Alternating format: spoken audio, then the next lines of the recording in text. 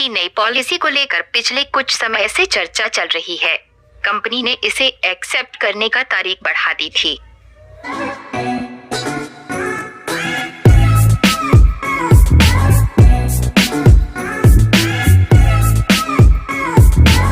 अब एक बार फिर से इस पॉलिसी को एक्सेप्ट करने के लिए 15 मई तक का टाइम दिया गया है।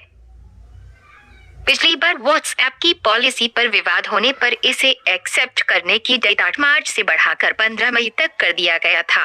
नोटिफिकेशन में कंपनी ने कहा है कि व्हाट्सएप के यूज को जारी रखने के लिए टर्म और प्राइवेसी पॉलिसी को 15 मई तक एक्सेप्ट कर लें। नई पॉलिसी को लेकर यूजर्स में एक संदेश गया कि व्हाट्सएप उनके प्राइवेट चैट को फेसबुक के साथ शेयर करेगा, जिसके बाद यूजर्स का गुस्सा व्हाट्सएप पर फूट पड़ा था। वो व्हाट्सएप छोड़ दूसरे प्लेटफॉर्म पर शिफ्ट होने लगे थे। कंपनी को इस पॉलिसी को लेकर कई बार सफाई देनी पड़ी थी। अब कंपनी फिर से अपनी नई पॉलिसी को एक्सेप्ट करने के लिए यूजर्स को नोटिफिकेशन दे रहा है। व्हाट्सएप ने सफाई दी कि नई पॉलिसी व्हाट्सएप बिजनेस पर लागू होती है। इससे बिजनेस अकाउंट से चैट करने वाले यूजर्स के डेटा को यूज किया जाएगा। ऐसा करके वो बेहतर तरीके मोनेटाइज और सर्विस दे सकेंगे। व्हाट्सएप एंड टू एनक्रिप्शन की वजह से पर्सनल चैट को नहीं पढ़ पाएगा। यूजर्स देख पाएंगे कि वो पर्सनल अकाउंट से चैट कर पा रहे हैं या बिजनेस अकाउंट से। इसके लिए चैट को लेबल किया जाएगा। भारत में सुप्रीम कोर्ट ने भी कंपनी से इस मुद्दे पर जवाब मांगा है।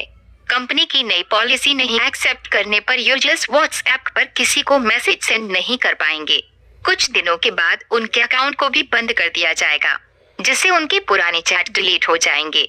लगभग 3 महीने अकाउंट इनएक्टिव रहने पर कंपनी अकाउंट बंद कर देती है। अगर आप व्हाट्सएप में मैसेज सेंड नहीं कर पाएंगे तो 15 मई से 3 महीने के बाद अकाउंट कंपनी डिलीट कर देगी। व्हाट्सएप अपनी नई पॉलिसी को लेकर काफी विवादों में रहा है। इसका असर इसके यूजर्स बेस पर भी पड़ा है। यूजर्स व्हाट्सएप छोड़ सिग्नल और टेलीग्राम पर शिफ्ट होने लगे थे। इस विवाद की वजह से टेलीग्राम की लोकप्रियता में काफी इजाफा देखने को मिला। जनवरी में ये ऐप सेक्शन में सबसे ज्यादा प्ले स्टोर पर डाउनलोड किया जाने वाला ऐप बन गया था। इससे पहले ये 10वें स्थान पर था।